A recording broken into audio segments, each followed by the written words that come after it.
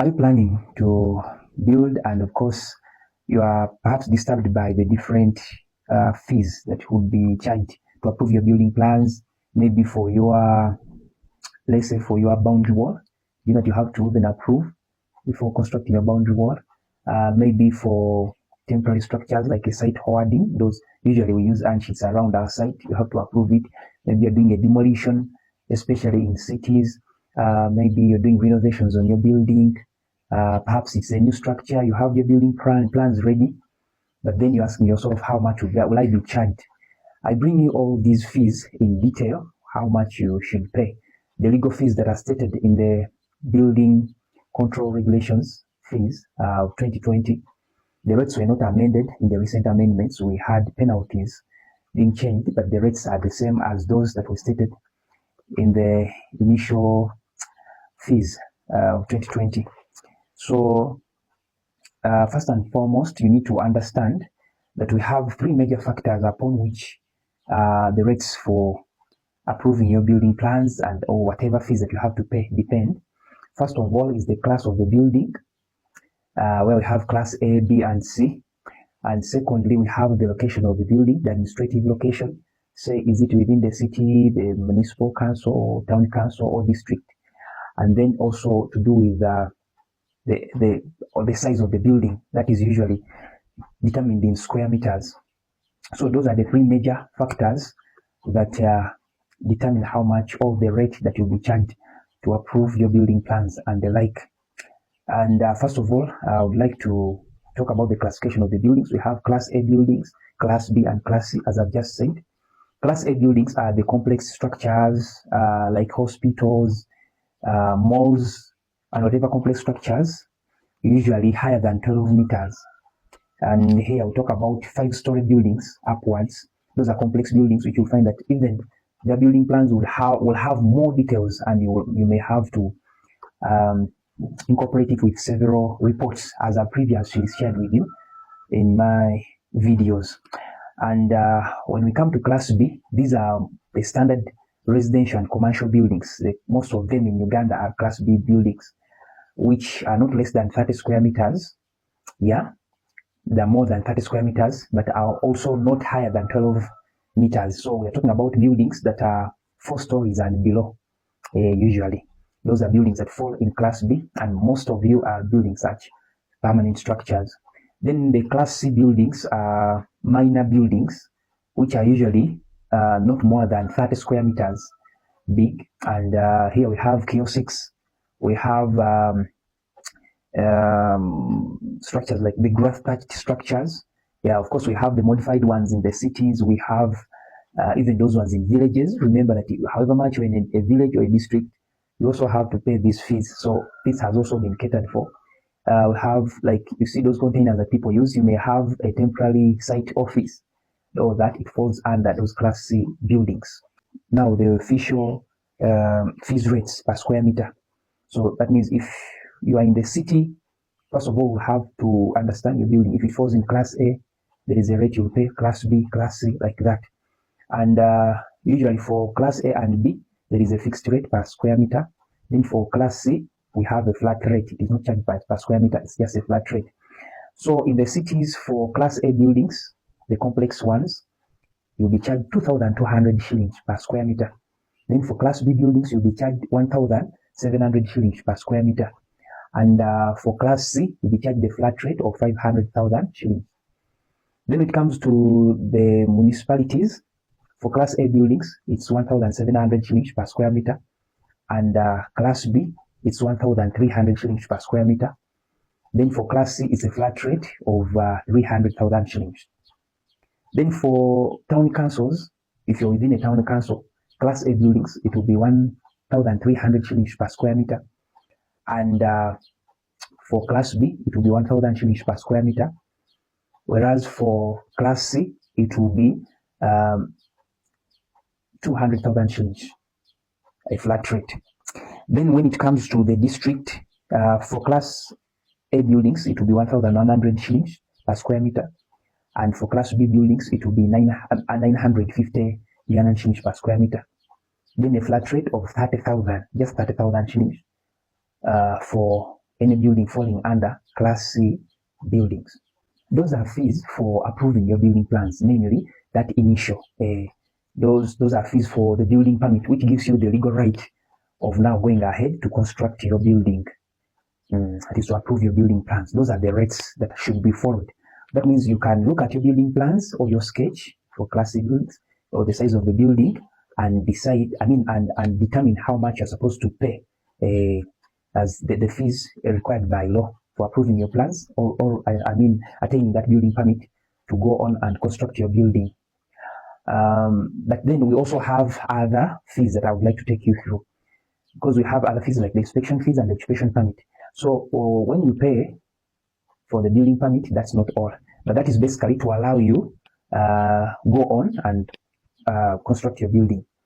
But then we have what we call inspection fees. These are paid annually for as long as your building permit is still active. That is for 5 years. People don't know that when you approve your building plans, they expect you to build within a period of that is 60 months and to say 5 years. So if you've constructed your building within 5 years and haven't accomplished it, that means your building permit has expired. You have to go back and renew it. But as long as your building permit is still active within these 5 years, you're expected per year of every year or annually, as you continue constructing your building, you have to pay these inspection fees. It is basically to facilitate the building committee to visit your site to ensure that you're still on track. You're building what was approved and whatever you're doing is right for the safety of the building and whatever that you're expected to do. So these inspection fees are paid annually, and it's just a rate for both Class A and Class B buildings. You just have to pay the same amount per square meter. So in the cities, it is 1,000 shillings per square meter. And this one you pay annually. That means after the first year you get in the second year and you're still constructing, then you have to pay again 1,000 per square meter of that building as inspection fees. So in the cities, it is 1,000 shillings. In the municipalities, it is 750 Ugandan shillings. Then in the town council, it is 500 Ugandan shillings per square meter. And within the district, it is 300 shillings per square meter. That is for both Class A and Class B structures. But for Class C structures, usually it is included in the other payment you've made for the building permit. Yeah, it is not specified here. But perhaps if your Class C structure needs inspection during putting it up or all that, yeah, it may be specified. Though we don't have such provision, we expect that it's something that will not take long, and as long as you've got the building permit, yeah, that is all. Then we also have other fees. This is the third one. Remember, the other one was for the building permit. This one is for inspection fees. Building permit before you start constructing. Then inspection fees, mainly in the process of putting up the structure. And now the third is the occupation permit. This is the final, payment upon the final inspection. They come and look at the building if it is safe for occupation. Before you move into this building or have to use it, you have to attain an occupation permit. Yeah, this is to ensure that what you built is as on the approved plans, and also that the building is safe for occupation. And here people ask themselves, I may want to move into my house before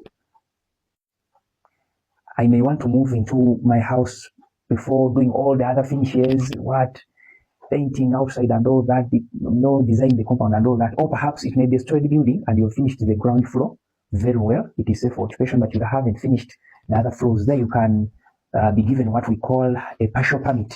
That partial permit is for 2 years. It is for 2 years. So you don't have to necessarily finish the building completely to enter, but as long as part of it is safe for occupation, you can get a partial permit, which is valid for 2 years. Unless otherwise. But then if the building is complete indeed, you'll have to pay this one-time fees for an occupation permit. And the fees for the occupation permit, of course, also for Class A and B, the rates are the same. For Class C, it's also a flat rate, which is the same for all the administrative locations.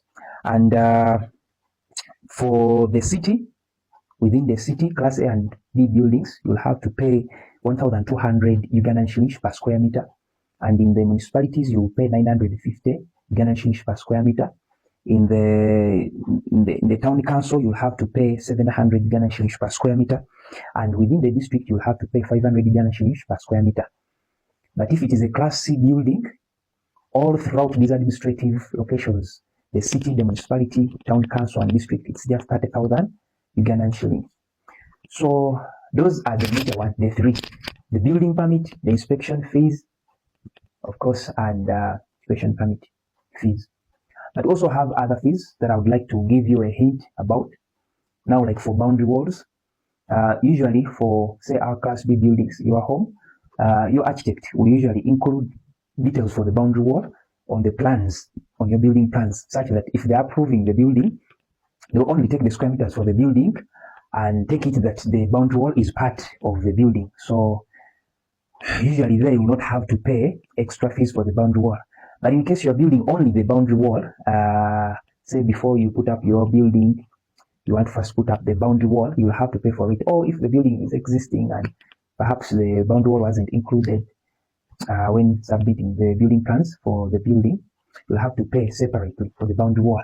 And also have rates for the boundary wall. Usually boundary walls are classified as Class B buildings. I mean the permanent boundary walls. If you're using a temporary boundary wall or semi-permanent, should I say, like chain link fence or barbed wire, natural fence. Okay, usually chain link fence or barbed wire. That one you will have to pay some amount that may be determined by the officials, but which is not the same as for the permanent boundary wall. But here I'm talking about the permanent boundary wall, say brickwork or blockwork and things of the sort. So for the boundary wall, the permanent boundary wall, in the city you'll be paying 800 Ugandan shillings per square meter.